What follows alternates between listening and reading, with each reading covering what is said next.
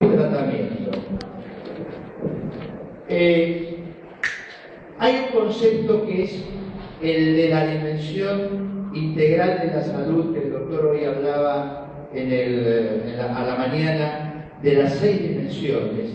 Ya vamos a ver un poquitito más en la clase que viene, vamos a hablar del concepto de salud, qué es la salud y cómo entendemos nosotros la salud, o cómo la entiende, digamos, la comunidad la salud, pero básicamente a partir de mediados del siglo pasado, fundamentalmente con el nacimiento de la Organización de las Naciones Unidas y de la Organización Mundial de la Salud, se empiezan a redefinir algunos conceptos que tenían que ver con la salud. Hablábamos en un momento anterior a ese, salud igual a ausencia de enfermedad. Es decir, era una cosa muy simple de interpretar para ellos. Está sano y no está enfermo. Y con eso cerraban la ecuación. A partir del momento en que surge la Organización Mundial de la Salud, se empieza a hacer un montón de trabajos a nivel mundial, empezó a ver que esa es una definición muy escasa. Y se empezó a hablar del concepto biopsicosocial de la salud. Nosotros no solamente somos un físico, sino también somos una entidad social y una entidad psíquica. Ese concepto biopsicosocial, la red Sanar o nosotros lo hemos redirigido hacia 6 dimensiones en lugar de estas 3 biopsicosociales. Desde un concepto de salud integral, es decir, la salud holística. Ustedes saben lo que significa holístico. Holístico es todo. El concepto holos es totalidad. Nosotros somos una totalidad, no nos podemos separar como individuos. Por lo tanto, somos una entidad física, pero también, ahí lo que tiene color un poquitito más. Esto lo paso así muy por rapidito, lo vamos a ver en la próxima clase más en detenimiento. Somos una entidad física, pero también somos emocional, somos mentales, somos sociales, tenemos valores y tenemos un espíritu, que el espíritu tiene que ver con la trascendencia y no con la religiosidad, fundamentalmente. Cuando hablamos de valores, hablamos fundamentalmente de lo que implica la salud, los valores. El valor esencial de cualquier ser humano es el valor del amor a la vida. Si no amo la vida, no puedo estar sano. Y de ahí viene la trascendencia de la dimensión espiritual. Por lo tanto, uno de los primeros conceptos que nosotros tenemos que entender es las personas que vienen heridas psíquicas tienen que recuperar el valor del amor a la vida para poder después salir a pelear con su recuperación, con su patología. ¿Cierto? No se puede ayudar a sí mismo, mucho menos a los demás. Pero el Evangelio dice, ama a los demás como a ti mismo, primero a ti mismo. Y si uno no se ama a sí mismo, si no ama la vida de sí mismo, no va a tener ni siquiera la fuerza suficiente como para poder recuperarse. Nosotros lo vemos en el consultorio. Yo no soy médico, soy psicólogo, gerontólogo y algunas cosas más. Pero cuando uno ve a la gente que viene en estados de angustia, de depresión, de situaciones de salud casi terminales en cuanto a su crisis, lo primero que sienten es: no tengo ganas de nada, no tengo ganas de vivir. Estoy tan angustiado, estoy tan angustiada que no tengo fuerzas para seguir. Y esto es una de las cosas fundamentales que nosotros tratamos de, a partir de estos conceptos que se van desarrollando sistemáticamente en una serie de talleres, trabajar sobre, primero, el conocimiento de lo que me pasa, la posibilidad de confiar en que puedo recuperarme y que además la vida es algo muy preciado como para tirar la basura así nomás. Entonces, la red Sanar en sus... ¿dónde funcionamos? Decía Magalí, en todo el país, en parroquias o escuelas. Somos más, en general hay más de 90 sedes constituidas a lo largo y ancho del país, muchas en el Gran Buenos Aires, unas cuantas en Capital, y después a donde podemos llegar en el interior del país también. Hay un equipo de más de 1000 voluntarios, trabajamos muchos profesionales, otros formados. Nosotros tenemos un concepto básico de los voluntarios de la Red Sanar. Algunos somos voluntarios profesionales y otros son voluntarios profesionalizados. ¿Por qué? Porque en la Red Sanar ningún voluntario viene sin la formación previa. Antes de la aparición de este instituto, nosotros hacíamos cursos de capacitación que básicamente tenían que ver con la idea de poder darle continuidad a su estadía en la Red Sanar a aquellos que habían pasado por los talleres, es decir, aquellos que habían ingresado heridos psíquicos, que habían pasado por el proceso de recuperación y después decían, bueno, ahora quiero quedarme a ayudar. Bueno, hacía el curso y viajábamos por el interior, hacíamos cursitos, formábamos gente, hasta que la idea es decir, bueno, vamos a armar un instituto de capacitación. Y el doctor le dijo, bueno, vamos a abrirlo a la comunidad. Primero esto nació como un centro de formación permanente para los voluntarios y después se abrió a la comunidad en general. Lo llamamos reestructuración del pensamiento, la reestructuración cognitiva. Somos lo que pensamos y pensamos en función de lo que hacemos. Ya lo vamos a ver. Entonces, la base de la reestructuración cognitiva que va a explicar toda la etapa inicial hasta llegar a una recuperación total y a un proceso de sanación que va a ir desarrollándose a lo largo de 4 talleres que va a insumir más o menos un año y medio.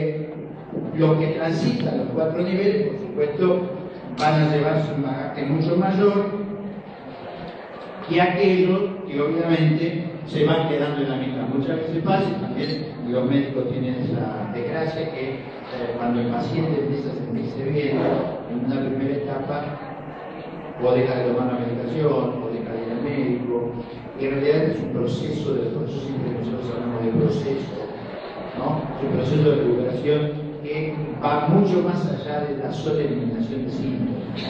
Por lo tanto, insistimos mucho en que quedarse todas las instancias es fundamental.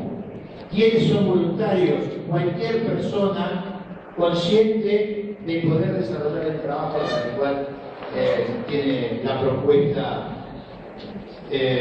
la red tiene una propuesta. Los profesionales que llegan a la red, psicólogos, médicos y demás, también tienen que formarse. Yo, como todos, hicimos los cursitos. ¿Por qué? Porque más allá del bagaje profesional que traiga cada uno, hay profesionales acá, psicólogos, médicos, más allá de coaches, psicólogos sociales, correcto. Más allá del bagaje que cada uno de ustedes tenga, lo que además nosotros acá enseñamos es una forma, un programa, un modo, que es un poco la herramienta que van a llevar. Por lo tanto, pedimos que la herramienta, es el curso, todos aquellos que tienen una formación previa, tengan que ver con esto, con aprender a utilizar desde un programa las herramientas adecuadas. Este primer nivel es un nivel de primer curso, las primeras clases son de nivelación.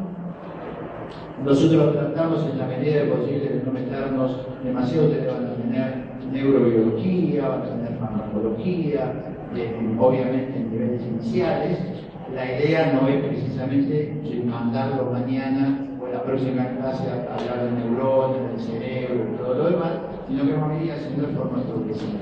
Las primeras clases son de nivelación hasta arrancar y el segundo nivel ya se va a trabajar fundamentalmente con patologías y con algunas herramientas que tengan que ver con la formación del acompañante terapéutico, de las herramientas del acompañante terapéutico. Vamos a hablar de inteligencia emocional. Después, en el tercer nivel, hay un curso dentro del nivel que tiene que ver con la formación de psicoeducadores, es decir, de operadores en psicoeducación desde el trabajo grupal, y va a haber un contenido de materias importante que tenga que ver con el afrontamiento de las patologías desde las técnicas cognitivas. Es decir, hay un proceso progresivo que va a hacer que ustedes se vayan formando sin darse cuenta y sin esfuerzo y salgan de acá, llegado al cuarto nivel, en donde ya van a afrontar el cuarto nivel, van a ser ustedes lo que van a expresar, van a dar clases ustedes de psicoeducación, es decir, van a estar formados ya para salir. Por lo tanto, todos están en condiciones, todos los que tengan buena voluntad y buena predisposición, tienen posibilidad de poder hacer. Más o menos hablamos de las estrategias y lo que sí planteamos como final de esta primera charla de presentación. Esto tiene un CD, si quieren leerlo más, y también está esto que hablamos de las 6 dimensiones, como para ir avanzando ya algún conocimiento. Sí. ¿Hay algún manual para aplicar? Ahora justamente de eso hablamos. De eso hablamos. Justamente a eso me iba a referir. Gracias. No, por favor. Primero termino con esto. Cuando hablamos de pasantías, ¿qué significa? Este curso es teórico-práctico. Lo que acá desde teoría se aprende, se visualiza en la práctica de las sedes. ¿Sí? Acá no nos vamos a agotar solamente en la teoría. Nosotros queremos que ustedes salgan formados, visualizando en el campo, ¿no?, la experiencia de cómo nosotros trabajamos, volcamos todo lo que hemos aprendido en el tratamiento con las personas que piden asistencia. Hay distintos niveles de pasar por esas pasantías. Ya lo vamos a ir hablando más en la próxima clase, porque a partir de la tercera van a tener la obligación, porque es un compromiso, es un curso teórico práctico, que para poder dar por finalizado y llevarse la certificación tiene que cumplir con la teoría y con las pasantías y con las prácticas. Es como la residencia médica o como el entrenamiento de los docentes. No es otra cosa que esto. Ya voy con eso, no nos entretenemos, porque igual después después del recreo podemos charlar un poco más ya con Mabel, que creo que va a venir ya a charlar con ustedes. La idea es, todos aquellos que, por ejemplo, ¿cómo se puede ingresar? Yo me doy cuenta que necesito ayuda, y esto pasa muy común. Yo me siento, ahí voy como decía, como alumno silente a escuchar, y me doy cuenta que lo que le pasa a los demás me está pasando a mí. El desarrollo personal, el conocimiento personal es fundamental para ejercer una tarea tan seria como esta de ayudar al herido psíquico. Por lo tanto, una de las posibilidades, y ojalá todos lo hagan, integrarse a la tarea, nosotros al taller, como alumnos pacientes. ¿Cómo lo llamamos nosotros a la gente que va a los talleres? Alumnos, porque vienen a psicoeducarse y en formato de taller. Pacientes, y en el libro del doctor Garán, yo les voy a decir la bibliografía, los llama alumnos, pacientes y estrategas. ¿Ustedes saben la palabra alumno qué significa? Muy bien, uno lo dijo. La palabra alumno viene de lumine. Lumine es iluminar, buscar la luz. Eso significa alumno, el que viene a iluminarse. ¿Cómo? Pacientemente, a través de estrategias. No así como así. Eso es precisamente el concepto. Entonces, la idea es integrarse a trabajar, a buscar la luz, a iluminarse a través de estrategias y con toda la paciencia de poder desarrollarlo después. Ya lo vamos a ir viendo de a poquito, y la idea fundamental es que después de pasado los 2 primeros niveles ya se puedan integrar en una práctica activa de co-coordinadores, de co-voluntarios en las sedes, para que todos aquellos que salgan de acá ya lleven consigo la práctica suficiente como para decir que estoy formado en serio. ¿Sí? La bibliografía.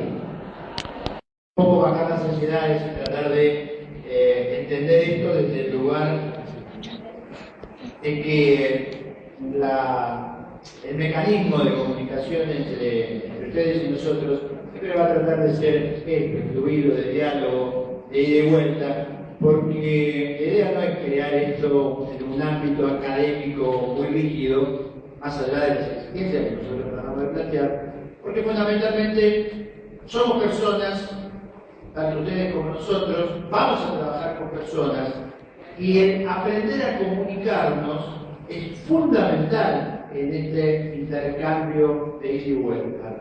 Por lo tanto, este ejercicio que estamos haciendo tiene que ver con esto, de cómo yo aprendo a comunicarme, qué modo tengo de comunicarme, la oportunidad de poder hacer la pregunta, la forma en que puedo llegar a ser explícito en mi pregunta. Es un poco el juego que vamos a ir desarrollando, porque es parte de la formación que nosotros básicamente, cuando trabajamos con personas, somos algo así como docentes. La palabra es nuestra herramienta. La palabra con la actitud, es decir, no solamente hablamos con la palabra, hablamos con todo nuestro cuerpo. Ustedes ya lo van a aprender, todo esto van a ir viendo cuáles son las herramientas. Por lo tanto, no está mal que ustedes se expresen, todo lo contrario, y siempre vamos a tratar de dar, en la medida en que no sea demasiado engorroso, este espacio para el intercambio de consultas. Hablábamos hace un rato de este modelo de salud integral y de este concepto de las 6 dimensiones y las 12 disciplinas, apoyado en lo que Séneca decía: la mejor salud es la que no se pierde.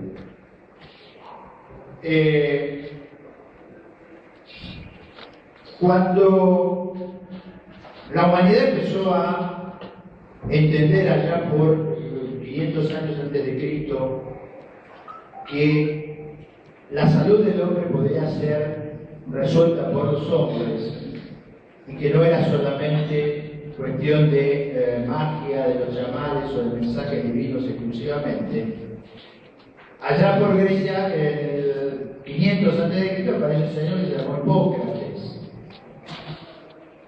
el padre de la medicina, y el que dijo por primera vez: los hombres pueden curar a los hombres. Hipócrates hablaba en ese momento, toda una historia que, digamos, vamos haciendo la cortita para entender, su teoría hablaba de las dimensiones del hombre, los fluidos del hombre, del ser humano, que lo recorrían y que determinaban el nivel de salud o enfermedad. Y él hablaba del fluido, algunos lo llamaban melacole, y otros mela y otros miquis, y se estaba relacionado con la sangre, con los jugos biliares, con los jugos gástricos. Él decía que el ser humano estaba recorrido por 4 humores, él les llamaba humor a esos fluidos. Y decía que cuando el ser humano está de buen humor, tiene salud, y cuando está de mal humor, está enfermo. Fíjese cómo hace 2500 años se fue arrastrando determinados conceptos que hoy todavía no se modificaron. Inclusive, una de las herramientas que nosotros usamos es el humor. No la payasada, la ridiculez, la burla, pero sí el humor como herramienta. A nosotros nos van a ver permanentemente tratando de usar el humor para manejar no solamente un curso, sino los mismos espacios terapéuticos que utilizamos. Y esto viene de hace 2500 años. Había uno de los fluidos, uno de los humores que utilizaba en su concepto Hipócrates, lo llamaba melacole, algo así en griego, imagínense cómo se escribe, yo no tengo idea. Melacole fue el origen de una palabra, melancolía. Hipócrates decía en su momento que la menacole, la bilis negra, era el peor de todos los fluidos que circulaban o que invadían al hombre. Y él decía, cuando la menacole, cuando la bilis negra, cuando invade al hombre, el hombre se enferma gravemente y se muere. ¿A qué se refería? Se refería básicamente a un concepto que ellos tenían, y él hablaba, traída hacia acá, ese concepto se utilizó para fijar la idea de la melancolía como enfermedad. Y la melancolía como enfermedad es el origen de lo que hoy llamamos la depresión. Entonces, ya decía Hipócrates hace 2500 años que la depresión mata. Eso así de simple. Y una de las cosas que se fue estirando en el tiempo, ya en época romana, en el siglo I, aparece un señor que empezó a hablar de mens sana in corpore sano. Mente sana en un cuerpo sano. Esto, Pestalozzi se puede usar la plata para contar que me sigue, pero esto viene de los romanos. Esto, en realidad, fue la primera idea de asociación, de que somos una unidad, cuerpo-mente, una integridad. Y este es el primer concepto que nosotros empezamos a conocer a través de la historia como modelo de salud integral. ¿Sí? Pero sí. Como unidad en el cuerpo, ¿la depresión puede ser producto para la sanidad? ¿Cómo? Como unidad, el cuerpo se va tratando de sanar, ¿no? Sí. ¿Puede ser la depresión una herramienta para poder sanar? No. La depresión es una herramienta, no. Porque cuando uno empieza a deprimirse, empieza a morir y empieza a nacer de nuevo. Y empieza Es un concepto, a ese tendencia. es un concepto filosófico por ahí que, digamos, va más allá del concepto médico. Nosotros partimos de la salud, la decadencia en la enfermedad. Es decir, el concepto es, estamos sanos, caemos en el caos lleva a la crisis y la crisis lleva a la enfermedad. De la enfermedad tenemos que salir, pero no es que lo utilicemos, es decir, de la enfermedad se sale. De toda crisis se sale. Pero no es que, digamos, la utilizamos como herramienta. Correcto. Pero en este concepto, entonces, de unidad integral biopsicosocial, que yo les hablaba esta mañana, acá lo vamos a definir como que el hombre es una unidad múltiple, una síntesis de su biología. Fíjense que el círculo, nosotros llamamos círculo holístico, depende de la hora del día, pizza o la torta, de 6 dimensiones: la dimensión física, la dimensión emocional, la dimensión social, la mental, la valórica y la espiritual. Sobre esto vamos a trabajar mucho en este cuatrimestre. Pero además está rodeado de otros círculos que tienen que ver, en principio, con identificar que cada uno de nosotros tenemos una biología. Somos una entidad física biológica. Pero también cada uno de ustedes, cada uno de nosotros, tenemos una historia, tenemos una biografía. Y esa biografía tiene mucho que ver con nuestros estados de salud. La genética. ¿Cómo?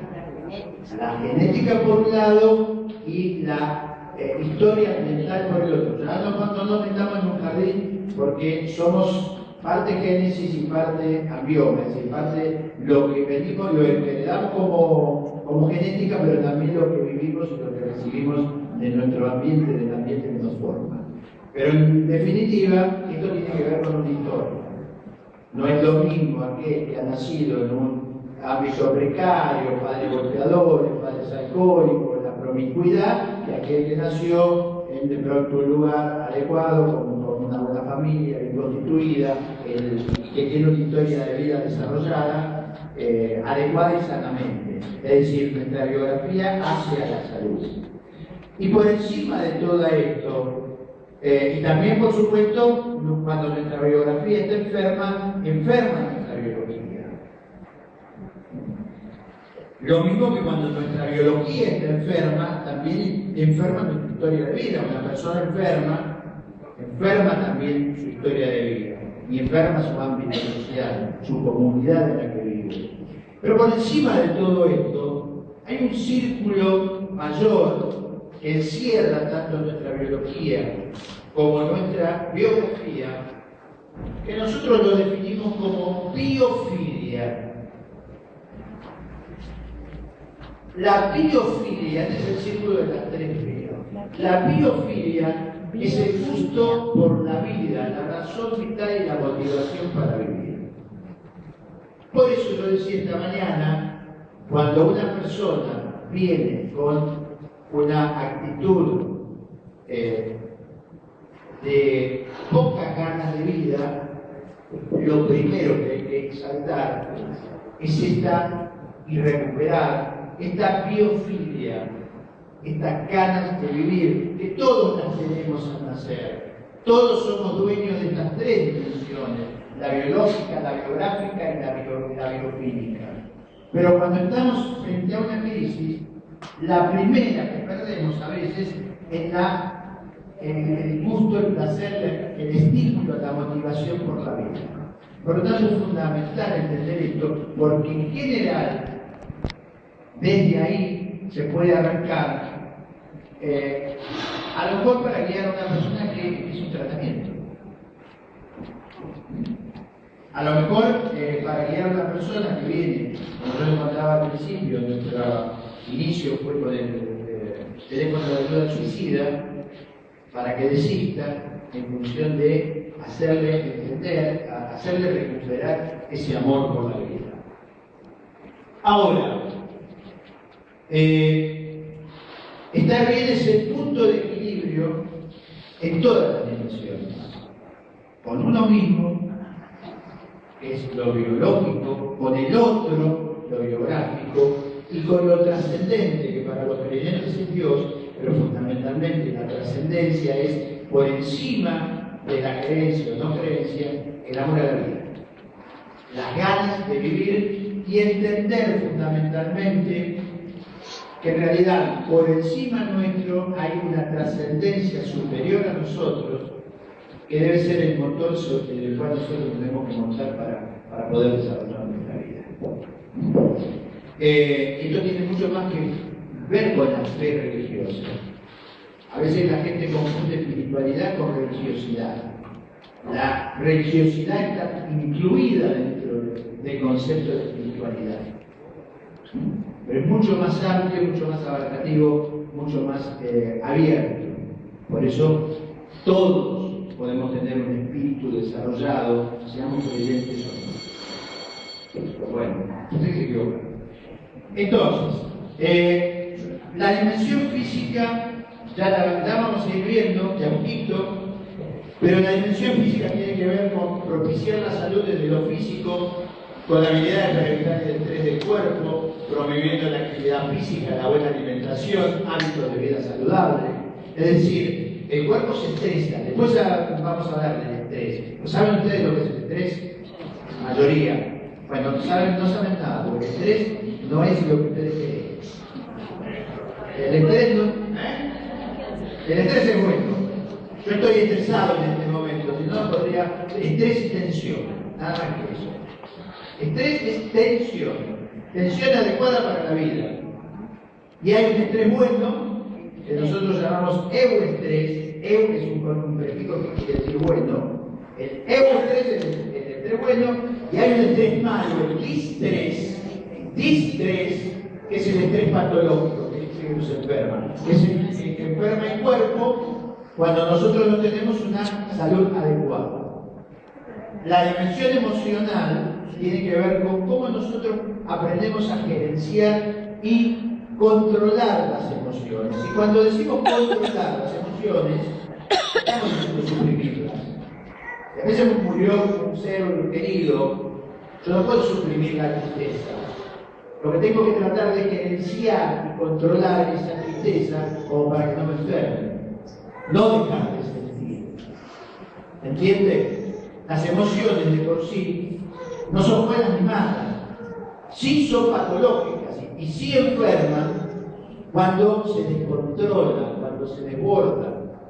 Por lo tanto, controlar el mundo emocional a través del gerenciamiento de las emociones es fundamental, porque los hábitos de conducta, nuestros hábitos de conducta, tienen mucho que ver con cómo nosotros desarrollamos nuestro mundo emocional.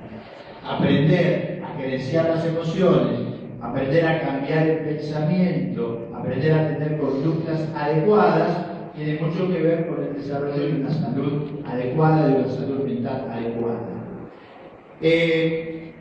La mente como puente de equilibrio. La mente en todo caso sirve para la reorganización, para el desarrollo de todos nuestros potenciales, para poder diferenciarnos puntualmente de los otros animales del reino animal. Porque yo no quiero ofender a nadie si yo te digo que somos animales. Todos somos animales. Algunos somos pensantes y otros son instintivos. La diferencia entre un animal instintivo y el ser humano, que es un animal racional, tiene que ver con cómo nosotros organizamos nuestra mente. Si yo tengo bronca y soy un perro, a él lo muerdo. Si yo tengo bronca y soy un ser humano, hago así y digo, está loco, mirá qué grandote que es, ¿no? Hay uso de la mente para racionalizar una emoción que de otra manera me va a llevar a una crisis. ¿Se entiende? Miren qué fácil que es evitar la enfermedad. El mundo social se me borró.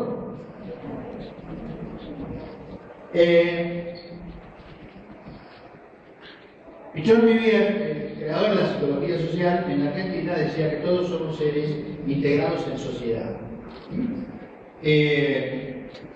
Y esa integración social nos va formando como personas, nos va constituyendo como personas.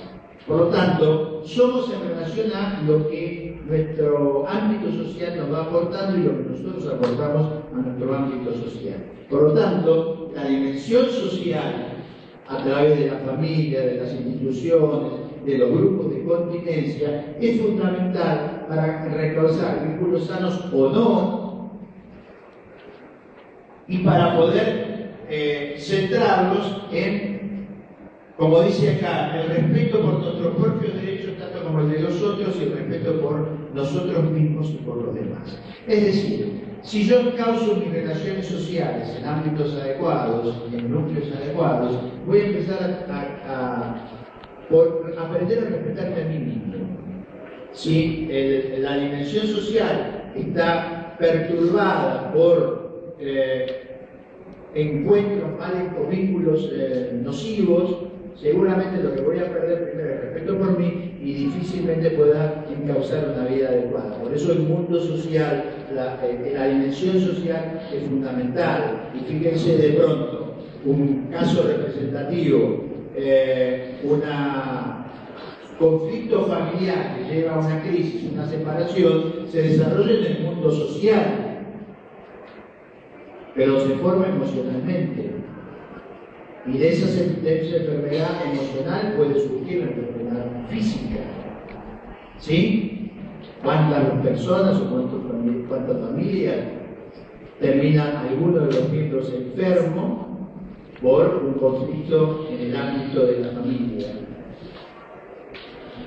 ¿Y qué es lo que permite que ese conflicto no nos enferme? El cómo nosotros procesamos el conflicto a través de la mente. Cómo racionalizamos el conflicto.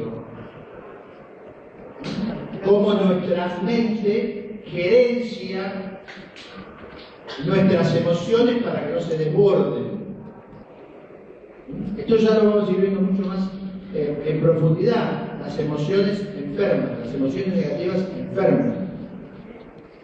Por lo tanto, hay que tratar de evitarlas, no las podemos suprimir. Si lo que podemos hacer es gerenciarlas para tratar que no nos enfermen.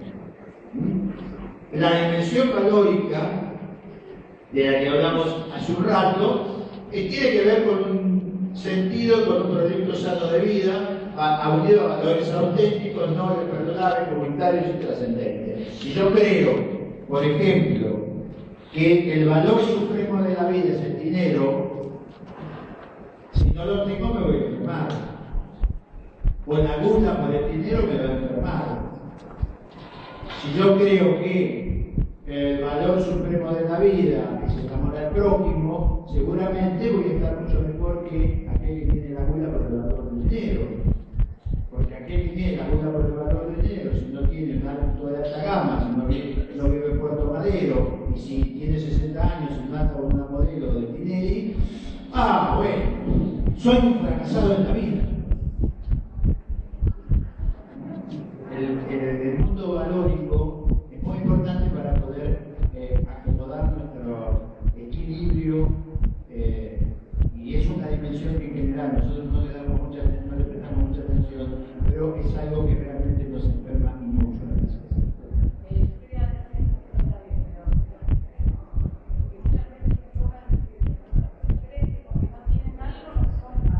Exacto.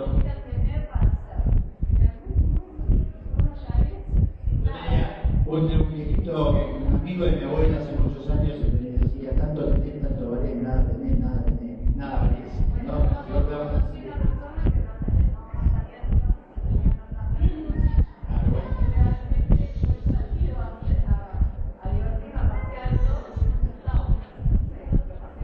Correcto, bueno, y la dimensión espiritual, lo que estábamos hablando, la espiritualidad terapéutica, promueve una visión de trascendencia, de proyecto de vida. Es decir, básicamente, la dimensión espiritual lleva a poder desarrollar un proyecto de vida adecuado con un norte, con un fin que esté más allá de aquí y ahora, de solamente el objetivo de lo cotidiano. Y aquel que tiene un proyecto de vida sano tiene muchas menos posibilidades de enfermarse que otro que no lo tiene. Conclusión.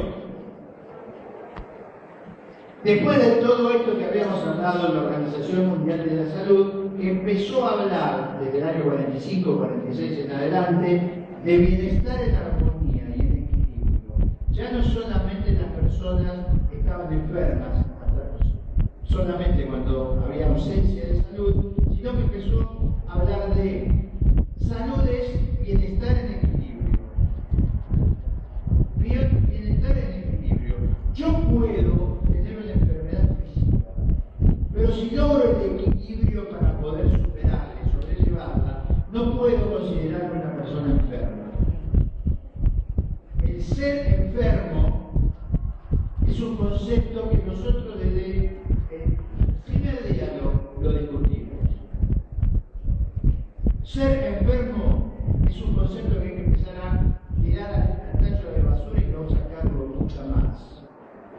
Uno puede tener, estar, pero entre el estar y el ser hay una diferencia abismal.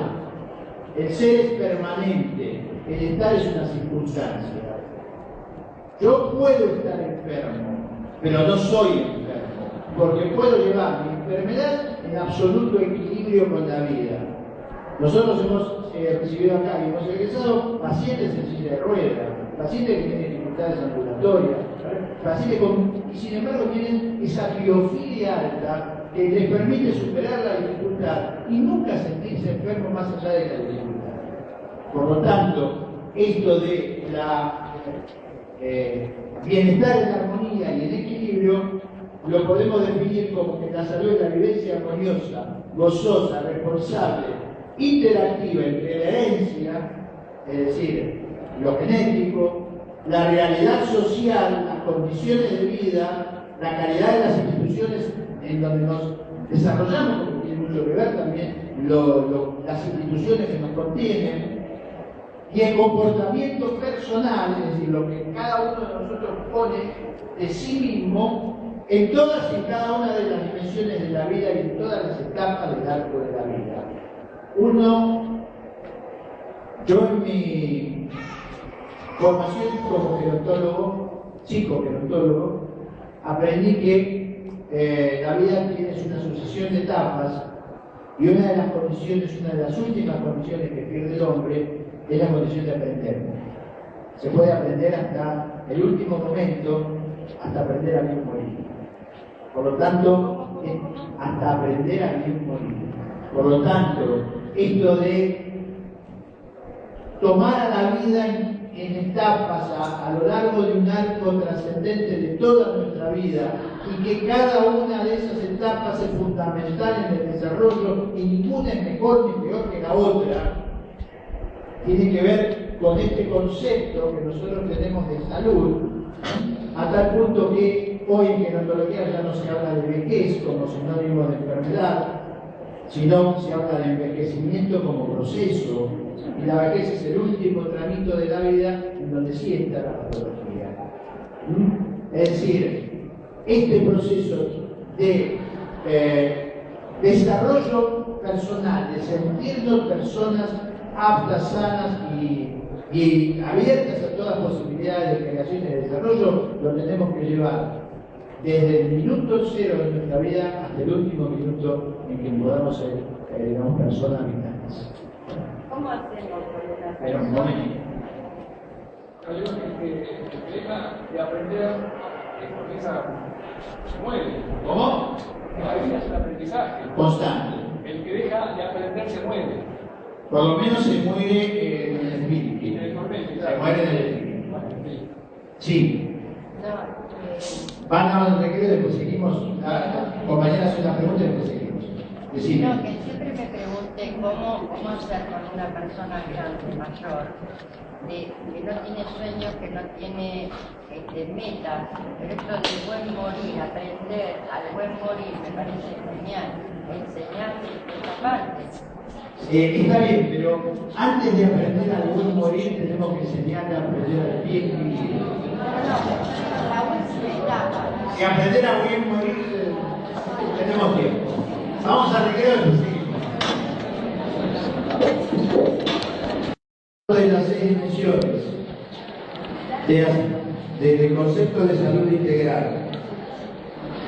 Y decíamos que para poder conseguir ese punto de equilibrio, uno no se puede quedar abrazado a un solo punto, un solo objetivo, a una sola tabla para aferrarse, sino que la salud se integra con una serie de disciplinas o de pasos que nosotros somos los que de alguna manera vamos desarrollando a lo largo de todo el trabajo que hacemos, de todo el trabajo terapéutico, psicoeducativo que hacemos en los talleres. Y de alguna manera van a estar como enganchados en estas 12 disciplinas todo el cuerpo de materias que van a trabajar ustedes a lo largo de toda esta cursada. No solamente de este cuatrimestre, sino de los cuatrimestres siguientes. Y que fundamentalmente la idea es que estas 12 disciplinas sean integradas interdisciplinariamente, que no solamente la salud tiene que ver con un solo saber. Hoy hablábamos de la dimensión social, de la dimensión emocional, de la dimensión valórica, que todas las disciplinas se van conjugando para un saber conjunto que tiene que ver con el equilibrio, con la búsqueda del equilibrio. Y decimos nosotros, afirmamos nosotros, porque lo tenemos experimentado, que estas acciones integradas son la terapéutica más recomendable y exitosa en el tratamiento de las enfermedades mentales relacionadas fundamentalmente con los trastornos del estado de ánimo y con las enfermedades relacionadas con el origen de la ansiedad y la depresión. ¿Cómo arrancamos esto? Obviamente esto es una enumeración que tiene que ver con un formato que le damos nosotros para comprensión. Por supuesto que está integrado y que está integrado, esto es una mera clasificación didáctica. Pero sí el primer punto es fundamental para entender. Nosotros partimos de la psicoeducación como herramienta fundamental.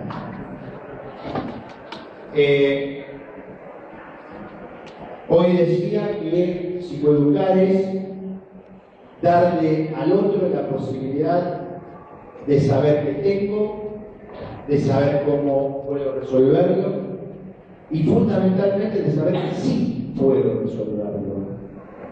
Hoy un compañero me hablaba de la desesperanza de algunas personas mayores que no tienen ganas de vivir y que les resulta difícil entender este concepto de la biofilia. Y yo digo que no solamente a las personas mayores que ya están en la última etapa de su vida, sino que muchas de las personas que sufren trastornos del estado de ánimo necesitan de saber que tienen la posibilidad de una recuperación para poder empezar a recorrer el camino de la recuperación. Todos en algún momento de la vida, supongamos que la vida es una línea recta, en algún momento caemos en un pozo de crisis. ¿Sí? Y de pronto caer en el pozo de la crisis no es el hecho dramático. El hecho dramático es no poder salir de la crisis. ¿Quién no tuvo alguna crisis en la vida? Lo importante es ver cómo salimos. Lo importante es ver cómo desarrollamos nosotros esas posibilidades de poder afrontar la crisis y aprender a resolverla, para poder después seguir el camino, como dice el concepto de resiliencia, salir fortalecido, inclusive superar la situación y estar por encima de ella. Por lo tanto, la técnica de la psicoeducación es fundamental para poder entender todo esto. Como nosotros, en el momento de la crisis, somos los primeros que tenemos que empezar a motivarnos para poder salir. Yo siempre cuento cuando hablamos de esto, ¿recuerdan que hace unos años, una nenita, creo que a los 4 o 5 años, se cayó un conocido por acá, creo que por la zona oeste, ¿no? Sí. Y la tuvieron conteniendo los padres un tiempo largo, llegaron los bomberos y le tiraron una soga. ¿Se acuerdan de ese caso? Y la sacaron. Y todo el mundo decía, qué grande los bomberos, bien los bomberos, vamos los bomberos. Los padres también, qué grandes los padres, estuvieron ahí toda la noche. Si la nena no se agarra, los bomberos no la sacan y los padres no la vuelven a ver nunca más. La posibilidad de salida que tuvo esa nena fue que ella tuvo ganas de salir y agarró la soga, se la puso en el cuerpito y después la pudieron sacar. ¿Se entiende esto de que de uno mismo empieza el punto de partida? ¿Se entiende esto? Esto es la psicoeducación. Enseñar este tipo de cosas y enseñar técnicas y enseñar herramientas para poder hacerlo. Las técnicas de relajación son fundamentales, como hablábamos hace un rato, para afrontar los primeros momentos de crisis. Frente a trastornos de ansiedad es muy importante aprender a relajarnos. ¿Por qué? Porque no solamente relajamos el cuerpo, pensemos en el estrés que nos provoca la enfermedad, sino que a partir de un equilibrio podemos encontrar mejores posibilidades de salir. La reestructuración cognitiva comportamental, esto es complicado, escrito así, pero que básicamente es aprender o reaprender a pensar. Y que esto es fundamental, reaprender a pensar lo pensado es fundamental en todas estas situaciones de crisis. Alvin Toffler es un sociólogo norteamericano que escribió La tercera ola.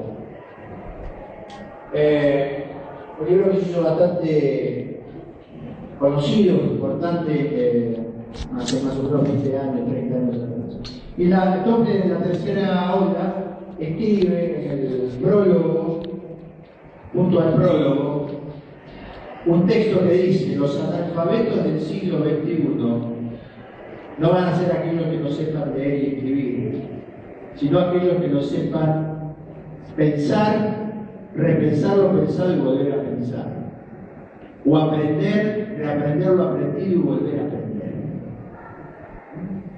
La vida es un aprendizaje permanente. Por eso, aprender, reaprender lo aprendido y volver a aprender. La vida es un aprendizaje permanente. Y la reestructuración cognitiva tiene que ver con esto, con aprender a repensar lo pensado para poder cambiar lo que nos promueve esto que nosotros nos está pasando. No tengo tiza, pero bueno, me llevaron al marcador, no voy a... Ah, qué bueno, qué maravilloso. En general nosotros hablamos que las emociones nos desbordan y que reaccionamos, como en el ejemplo del enojo, si una emoción nos promueve una conducta. Esto es muy sintético, pero como para que se vaya metiendo en el tema.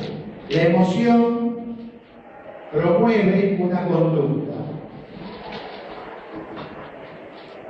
Y se va retroalimentando, porque si esta emoción es negativa y la conducta es negativa, esta conducta al mismo tiempo va a retroalimentar la emoción negativa que se va a ir agrandando, se va a ir agravando. Y esta emoción va a retroalimentar la conducta.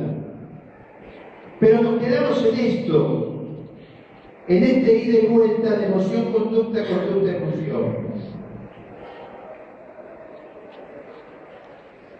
Pero yo le decía hoy en el ejemplo, la bronca yo la pude contener cuando pensé, no, es muy grandote, al final me va a fajar a mí. O en todo caso, como pensar, ¿cómo voy a pegar? Yo soy un tipo que nunca me pegué en mi vida, ¿cómo le voy a dar una piña? Hay otras formas de arreglar el tema. Esto tiene que ver con el vértice que está relacionado no con la emoción y la conducta, sino con el pensamiento. El pensamiento promueve conductas, promueve emociones y las emociones promueven conducta.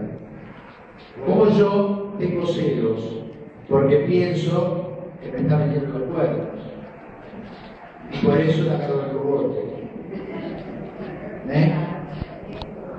Y si lo que pienso es cierto, me está metiendo los cuernos, puedo pensar que la solución es agarrarla de cogote o salvarme yo y que Dios la ayude.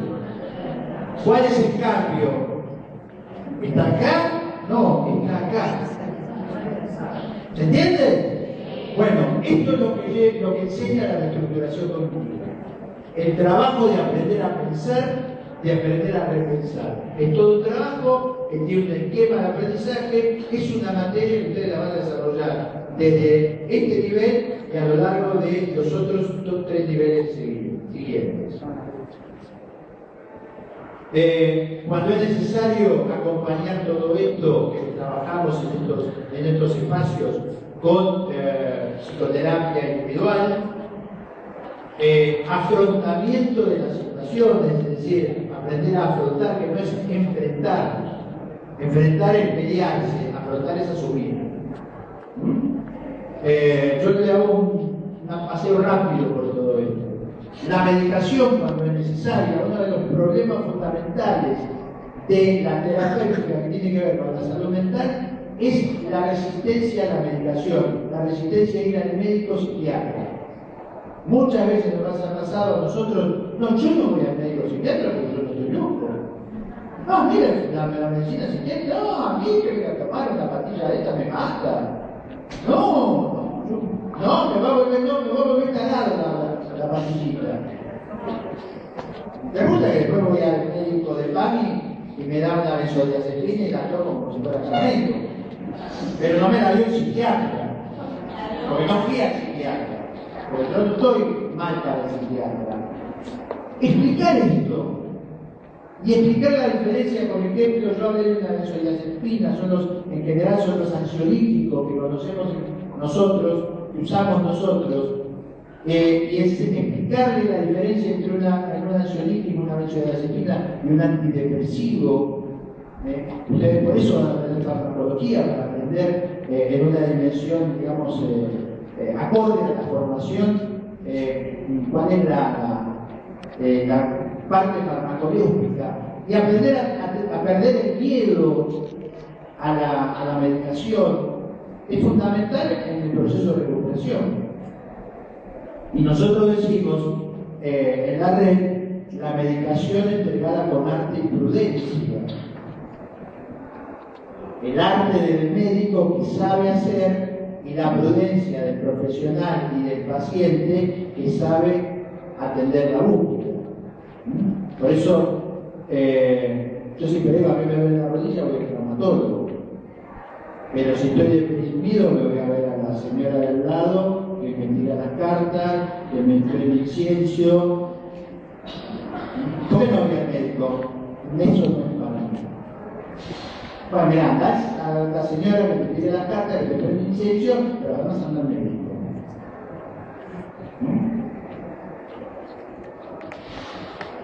Normalizar el sueño. Hipócrates decía, el sueño es esencia de la salud. ¿No? Sueño bien llevado es señal de salud, sueño perdido es señal de enfermedad.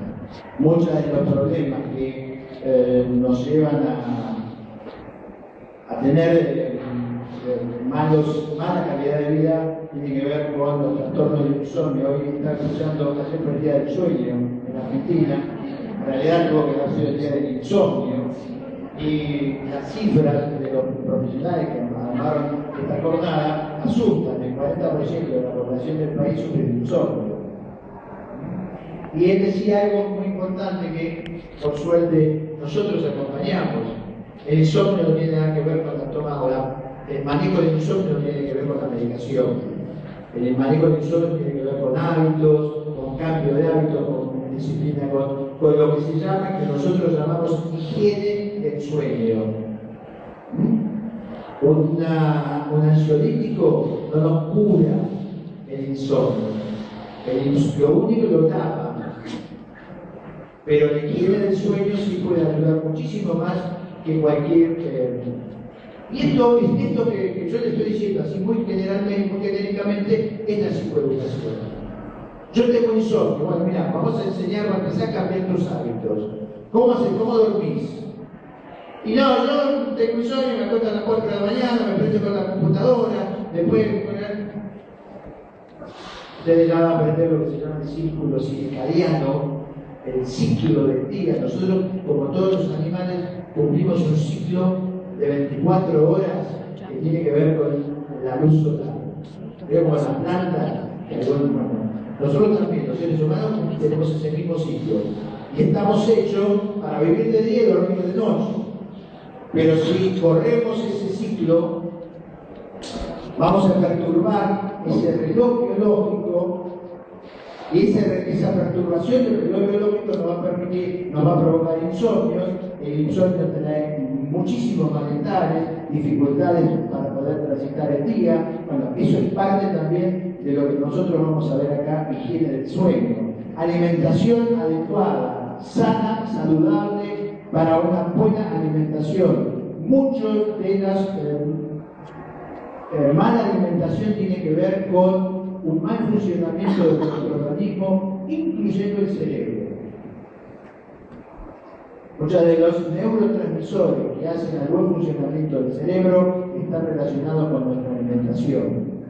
Vamos a tratar de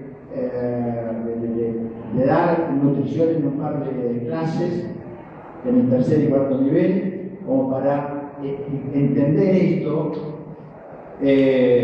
Yo, nutriciólogo de yo por ahora, he hecho algunos cursos de nutrición, yo no soy discípulo Cornillón, no de pasar, trato sí de la nota además, trato sí de crear conciencia de una alimentación adecuada, que tiene mucho que ver con la salud. Y junto con la salud, el sentido vital, esto que hablábamos hoy a la mañana, que estuvimos charlando mucho sobre el sentido vital y la espiritualidad, y el abordaje de distintas disciplinas enfocadas en distintos ámbitos. Ustedes vieron cuántas cosas hemos estado viendo acá como para encontrar un punto de equilibrio para una salud general.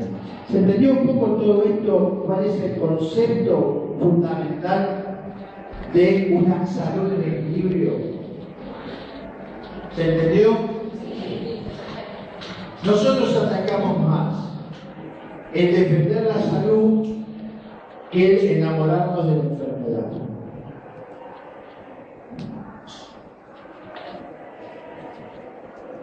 No es porque no vayamos a tener que trabajar con personas enfermas, pero cuando hablamos del proceso de sanación en la red Sanar, yo siempre digo cuando recibimos a la gente, le decimos, ustedes ingresan como en una especie de túnel. Cuando llegan acá la primera vez, es como si lo recibiéramos en la entrada de un túnel. Para ustedes ese túnel es oscuro, negro, feo, tienen miedo de pasar. Nosotros los vamos a acompañar para pasar por ese túnel. Y a medida que vayan pasando, ojalá sea, pero estamos seguros que puede ser así, a medida que vayan transitando vamos a encontrar la salida a ese túnel y la vamos a encontrar iluminada. Y eso no significa que estén curados. Encontrar la luz en la otra parte del túnel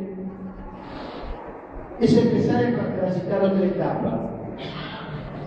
Pero que no significa, de ninguna manera, que no van a volver a tropezarse alguna vez con algún conflicto, que no van a caer otra vez en un pozo de crisis. La diferencia es que en ese tránsito que ustedes hicieron con nosotros dentro de ese túnel, van a aprender a usar las herramientas para que esa piedra que encuentren en el camino, que en algún momento no les permitió seguir, ahora sepan cómo esquivarla y seguir adelante. Es decir, nadie le puede asegurar a nadie que no va a volver a tener una situación que los lleve a una crisis, a una enfermedad, a una depresión.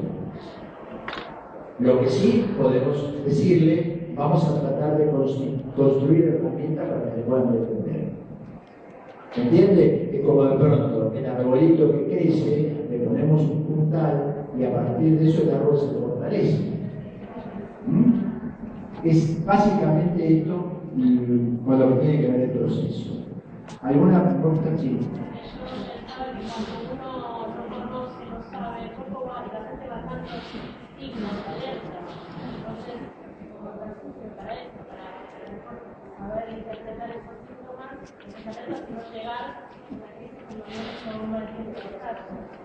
Mira, yo les voy a dar un ejemplo de lo que dice la compañera, es decir, estos símbolos, esto tiene que ver con el ciclo de prevención del interés.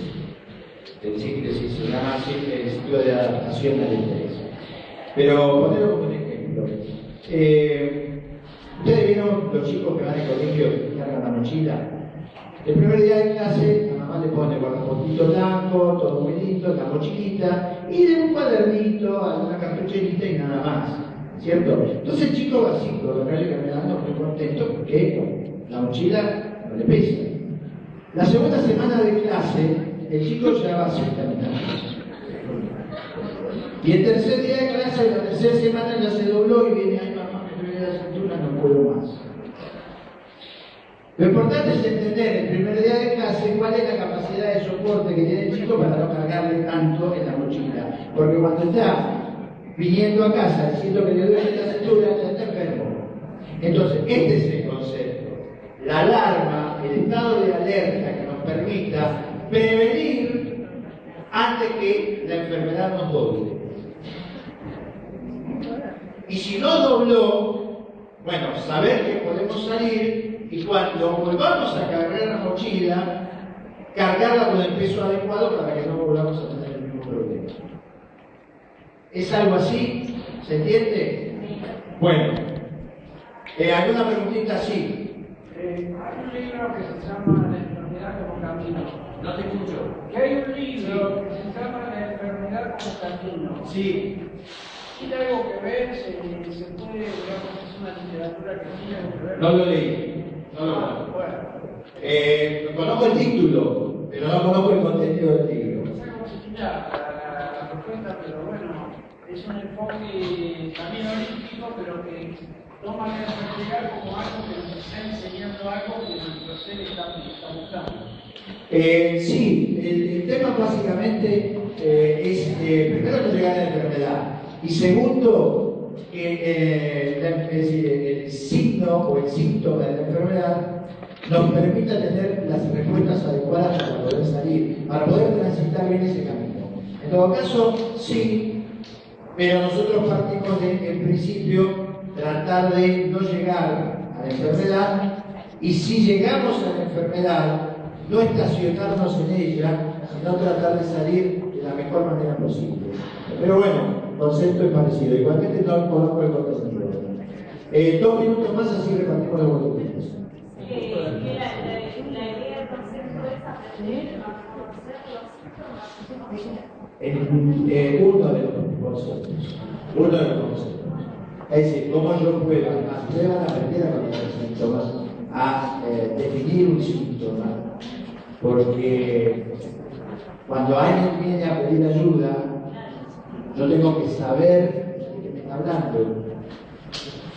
Entonces, uno de los temas que van a tratar acá, en todo lo que tenga que ver con patologías, es aprender a identificar un síntoma y cómo afrontar ese síntoma. ¿Sí?